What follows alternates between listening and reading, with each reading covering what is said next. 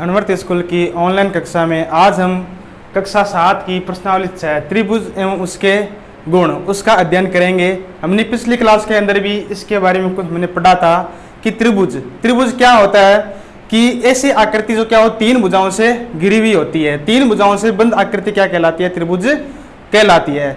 फिर हमने उसके बाद में पढ़ा था कि त्रिभुजों के प्रकार। तो त्रिभुजों के प्रकार में हमने क्या क्या पढ़ा था कि कोण के आधार पर और उसकी भुजाओं के आधार पर दोनों तीन तीन प्रकार के होते हैं। कोण के आधार पर तीन प्रकार के कौन कौन से पढ़े थे हमने, न्यून कोण, अधिक कोण और समकोण। इसी प्रकार हमने भुजाओं के आधार पर तीन त्रिभुज पढ़े थे।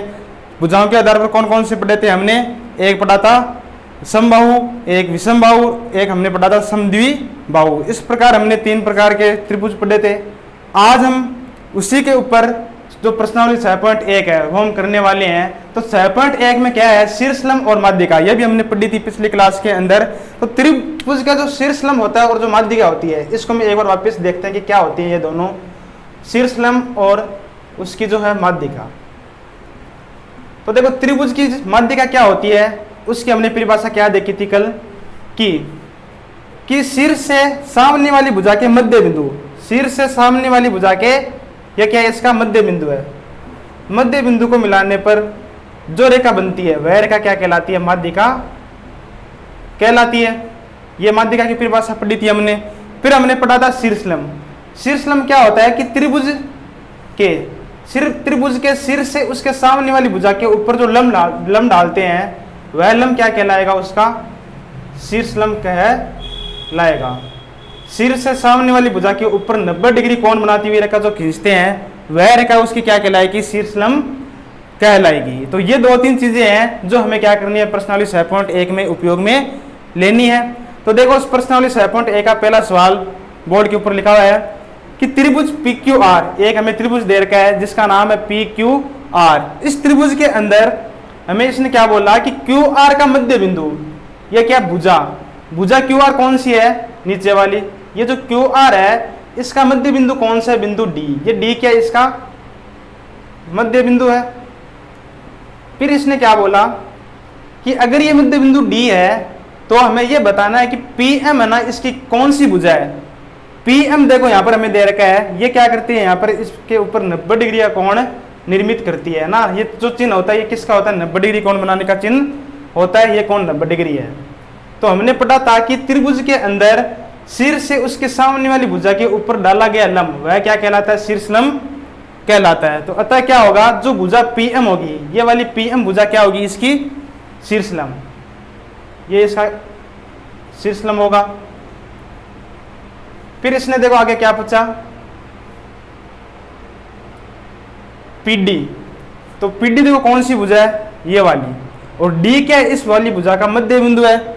तो सिर से सामने वाली भुजा के मध्य बिंदु को मिलाने पर जो रेखा बनती है वह रेखा क्या होती है, माध्यिका होती है। तो अतः यहां पर हम क्या लिखेंगे कि भुजा PD क्या होगी, इसकी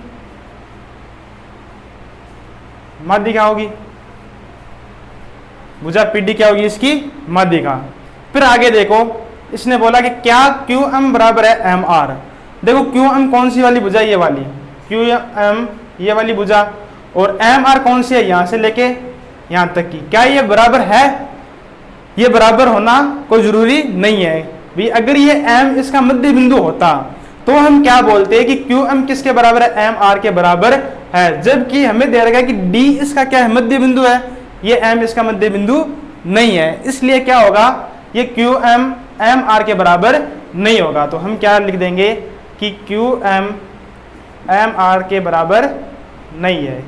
बराबर के चिन्ह के ऊपर ये क्रॉस का चिन्ह का मतलब क्या हुआ कि ये बराबर नहीं है। ठीक है, ये पहला सवाल है। फिर देखो दूसरा सवाल हमें इसमें पूछा कि निम्न के लिए अनुमान से एक आकृति की बनानी है ना। हमें एक अनुमान से एक आकृति बनानी है जिसके अंदर ये वाली कंडीशन अप्लाई हो। तो देखो सबसे पहले हमें दे रखा है कि त्रिभुज ABC में BE का माध्यिका खींचनी है। हमें त्रिभुज ABC में BE माध्यिका बनानी है। तो देखो एक त्रिभुज बनाएंगे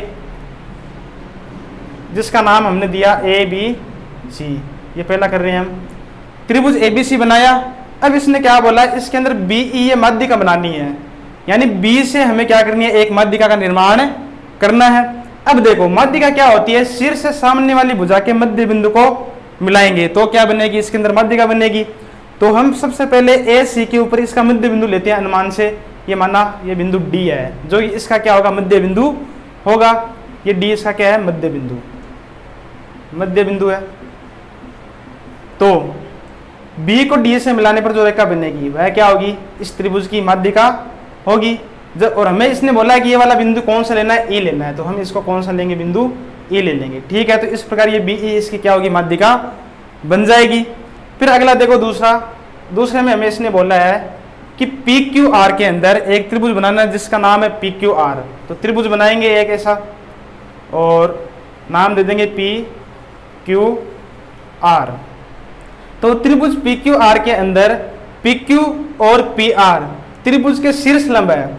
शीर्ष लंब क्या होते हैं, जो शीर्ष से सामने वाली भुजा के ऊपर 90 डिग्री का कोण बनाए। और हमें ये कोण कहाँ से खींचने हैं, हमें बिंदु P से खींचना है और हमें कौन से बिंदु से खींचना है, हमें PR से। तो देखो PQ तथा PR त्रिभुज के शीर्ष लंब कब बनेंगे, और त्रिभुज PQR के अंदर PQR अगर ये जो कोण है ये कितना हो, यहाँ पर 90 डिग्री का बने, तभी क्या हो सकता है, ये जो भुजा है और ये भुजा ये क्या होगी, इस त्रिभुज की शीर्ष लंब होगी।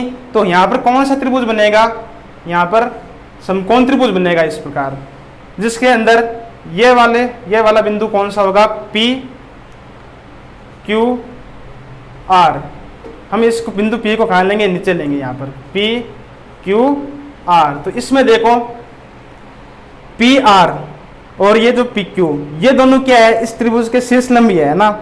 P R से अगर हम इसके सामने वाले भुजा के ऊपर लंब डालें तो ये लंब बनेगा इसके ऊपर, और इसी प्रकार Q से अगर इसके सामने वाली भुजा के ऊपर लंब डालें तो ये वाली भुजा ही बनेगी। तो इसके अंदर जो त्रिभुज बनेगा वह कौन सा बनेगा, समकोण त्रिभुज बनेगा। ये इसका क्या होगा, दूसरे का अनुमानित आकृति बन जाएगी।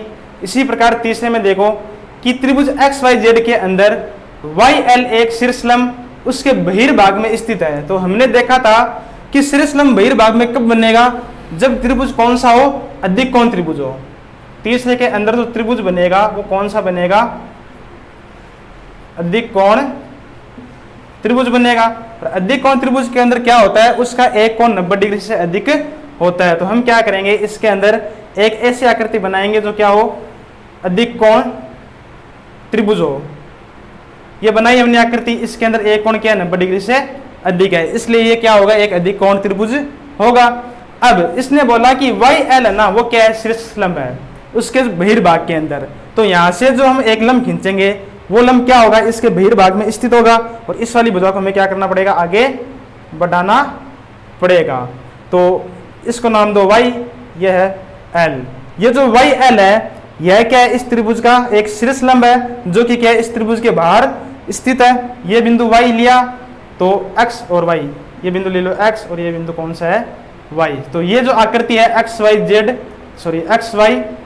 तो ऊपर ले लिया हमने, ये बिंदु आएगा Z, XYZ। इसके अंदर क्या होगा, जो YL है यह क्या होगा, एक शीर्ष लंब होगा जो इस त्रिभुज के क्या कहाँ पर होगा, बाहर स्थित होगा। तो इस प्रकार आपकी प्रश्न 6.1 हो जाएगी।